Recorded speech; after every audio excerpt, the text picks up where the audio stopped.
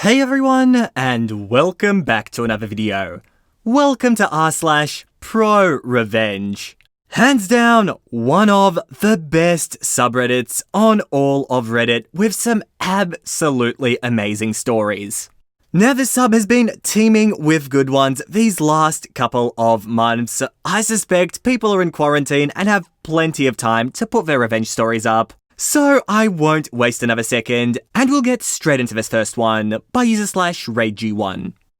I first got to college my freshman year, and met the dorm leader, RA at most schools. Like most colleges, the dorm leader was the upperclassman that lived in the dorms and monitored the freshman halls. My dorm's leader name was Julio. At first, he seemed like a nice dude that minded his own business. He talked about how he would stay out of everyone's business if we would stay out of his. Also, he tried to be the cool dorm leader, and always mentioned to me about how he drank tons of alcohol his freshman year in the dorms. He gave off the impression he really didn't care if we drank in our dorm rooms, but just to keep it on the low if we did. I really didn't drink much at all, but I appreciated the fact that he seemed pretty normal and didn't try to rat on the kids. During the last week of October of my freshman year of college, I had one of the hardest weeks of my academic career. I was a biochemistry major taking some pretty tough classes and had 3 exams that week. At the end of the week, a friend I recently made down the hall invited me to his dorm room to watch an upcoming NBA game. As we were watching the game, he had a bottle of vodka and gave some to the guys in the dorm. Being a naive and stupid freshman kid, just trying to make friends, I took one shot of vodka and continued to watch the game. As we're watching the game, one of the guys in the dorm spills a bottle of soda and rushes to the bathroom to grab some paper towels. As he walks out of the dorm room, Julio walked by and noticed the bottle of vodka. He laughed and said something of the sorts of, "I remember when I was a freshman, haha, just try and keep it down." We thanked him and told him to have a good night. It seemed like a normal conversation and nothing out of the ordinary. 30 minutes later, we hear a knock on the door and 2 policemen showed up with breathalyzers. They told us they had received a complaint from Julio about underage drinking and a party being thrown in the dorm room. Remember, it was 3 guys watching a Lakers game on a Thursday night at 8 p.m. I ended up getting a minor in consumption charge and blowing a .02, and had to do 20 hours community service, a reflection journal, and appear to the Judicial Affairs Centre at my college about my supposed drinking problem. I'm not blaming the officer for giving me a ticket, but I was pretty upset that Julio, who always talked about getting smashed freshman year in the dorm, called the police right after he essentially gave us the okay for the night. A few weeks later, I see Julio and straight up asked him why he decided to rat me out. Specifically, I asked why he didn't just tell me to head back to my dorm if he had a problem with the alcohol, instead of calling the police right after our conversation. He responded word for word with, "You made a decision and had to suffer the consequences of that decision." After that incident, I never really talked to him, but he always tried to be buddy-buddy when he saw me in the hallway. Anyway, I eventually leave the dorms and move off campus to my sophomore year. I had decided to rush a fraternity my freshman year and ended up meeting some really nice guys. I've never been the fraternity type, but I went to a smaller college where fraternities are a lot different from most places. During the second semester of my sophomore year, my fraternity was taking a new pledge class. One day, I received a text from Julio saying, "One of the guys pledging your fraternity has been caught dealing alcohol to another freshman in the dorms. I thought I'd let you know." Turns out, Julio was the dorm leader for a freshman pledging my fraternity and ratted him out to Judicial Affairs as well. Thinking the term dealing alcohol was the lamest and funniest thing I've ever heard, I sent that to our fraternity group me and everyone laughed about it. About a week later, that kid pledging our fraternity came up to me asking about the message I received from Julio. Essentially, a pretty similar thing happened to him like what happened to me. Julio found out he had given another kid in the dorm a bottle of wine and reported it to the police. This kid ended up getting a minor in possession and had to speak with Judicial Affairs. This is where the story gets hilarious. In his meeting with Judicial Affairs, the kid pledging our fraternity told the Judicial Affairs guy that his dorm leader, Julio was now a senior at this point, had texted me about the charges pending against him. Apparently, it's a huge violation to discuss pending charges against freshmen in your dorm to a third party. The Judicial Affairs guy told him that if he could prove Julio was discussing this charge with a third party, aka me, he would receive severe sanctions.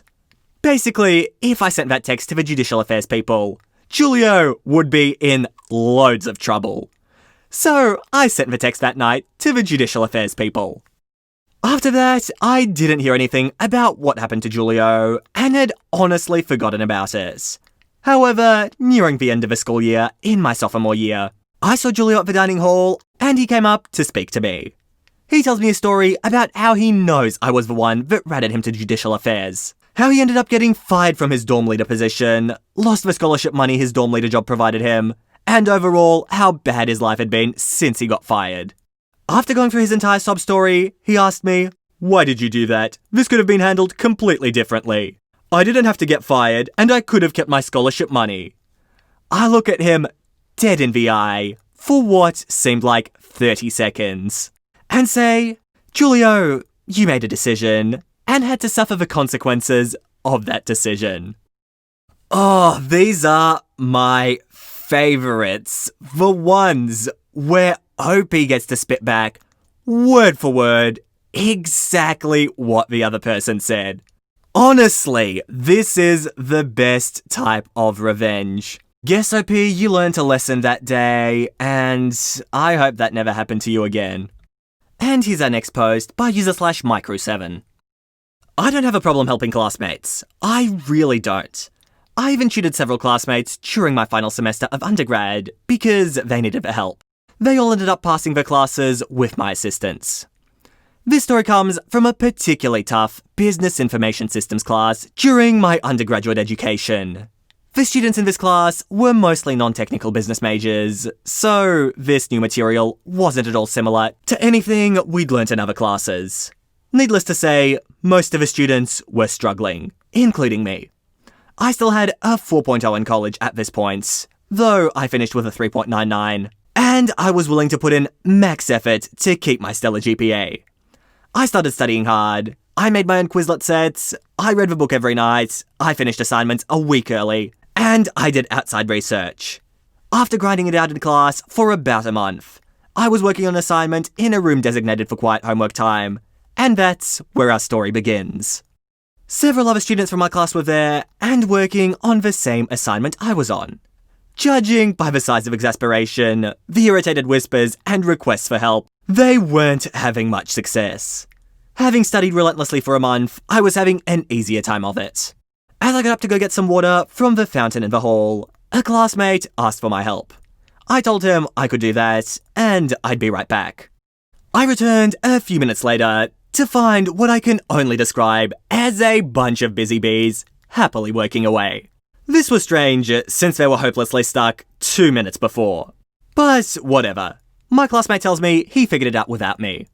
Now, I'm not an idiot, so I know the 5 people in this room probably copied my work off my computer when I went to go get water. Scumbag move number 1. But, as it turns out, no one in the class needed help the next day or the day after. Whoever in the study room had stolen my work had forwarded it to most of the class. That was scumbag move number 2. I don't mind being helpful, but I hate being used, so I made a plan to get back at the people who had stolen my work. It didn't take long to organise my plan and carry it out. Here's how it went. I changed an answer on the next assignment by multiplying by -1. 1500 became -1500 on this question. The next week, I left my computer in the same place as before and went to go get water. Just like I had done the week before, 75% of the people in my class of 40 put -1500 as the answer to question 3, which was definitely incorrect. I began studying relentlessly for the midterm. Our professor had said he wouldn't adjust for weight of a test if anyone scored particularly well. Something like your score out of 50 on a test with 60 points available, so your score of 40 becomes 80% instead of 67.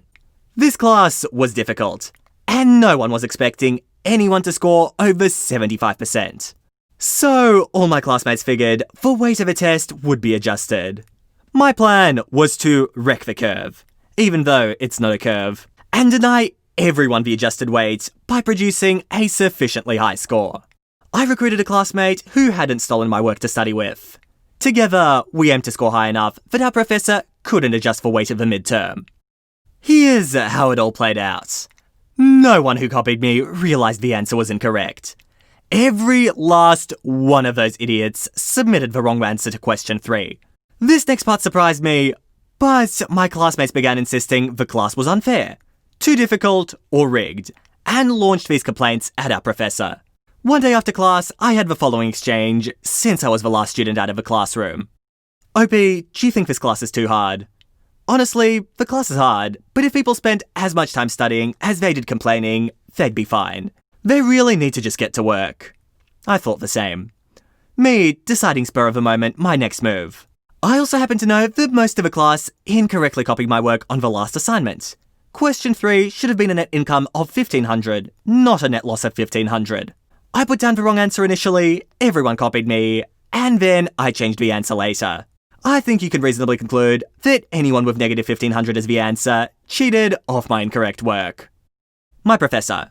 I figured they all copied, but I didn't know you were the source. Anyway, thanks for your candour and your dedication to the class. I didn't cheat, so I don't know what happened to those who did. But depending on the class, they would either get a 0 for the assignment or a plagiarism citation. So they got one of those. Fast forward to the test day, and I'm ready to go. I know since most of the students are business majors, they need 70% to pass the class because it's a required course. Hurting them on the midterm will go a long way in helping drop their grades. I take the test, I'm the first one done, and I leave pretty sure I've done enough to deny the class the exam weight adjustment. A week later, we get our exams back. Tests are distributed all around me with scores on the top in red ink. 68, 71, 70, 66, 75, 67. And these are the smart students. Someone on the end of my row takes a test from our professor and lets out a sigh as he begins passing a test down my row. It stops on my desk. 93%. I've won. Somebody did in the front of a class. So, is there going to be a curve? The professor. Nope. Me. What was the high score? The professor. 93%. Average score for the exam was 71. So a good number of people didn't get a passing score. Maybe they made up for it on the final and passed, but I don't care. I got mine. I don't know, but it feels like the takeaway for me for this one is always close your laptop screen after you finish studying. This whole situation could have been avoided if OP you had just done that. But at the same time, I get where you're coming from. If people are going to copy off me, might as well just be honest about it, or just ask for help. Or how about a revolutionary idea, learn the content? Because you're probably going to need it again when you do the final exam. So you might as well have it ready. And here's our next post by user/RK9J. I rented a little house from a man who owned a painting business.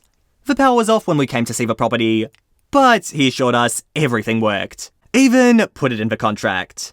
The place was dirty and poorly maintained, so we negotiated the security deposit down to $300. Turned out the heat didn't work, along with the refrigerator and dishwasher. I asked him to have someone have a look at them. He cursed me up and down. He called me and left threatening voicemails. He would show up unannounced and let himself in. On one of the visits, I showed him that the crawl space was flooded and was a breeding ground for thousands, if not millions of cockroaches and mosquitoes that would come up through the floor vents. There was absolutely no ductwork, even though he claimed the heat worked fine.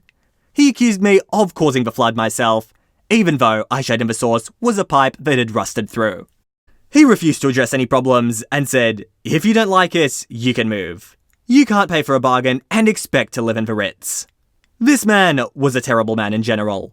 Once, he hired someone off Craigslist to cut down a tree in the rental property's yard. The man worked literally all day for the agreed $150. Cut up and hauled off the tree. He came back that evening, just standing in the yard. I asked him if I could help him. He said he was waiting for the owner to get paid.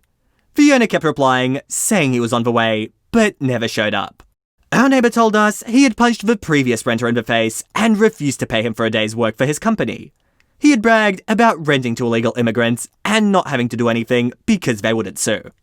And may I just add, this seems like an awful guy. Seems like he's ripe for the picking here in ProRevenge. He's just making the most of people in unfortunate situations, and that's just no good. We had a newborn baby, so we called his bluff and agreed to find a new place to live.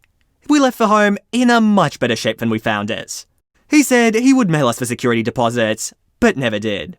He dodged my phone calls until one day he called to say, "You aren't getting it back. You broke the contract when you left early, so go F yourself."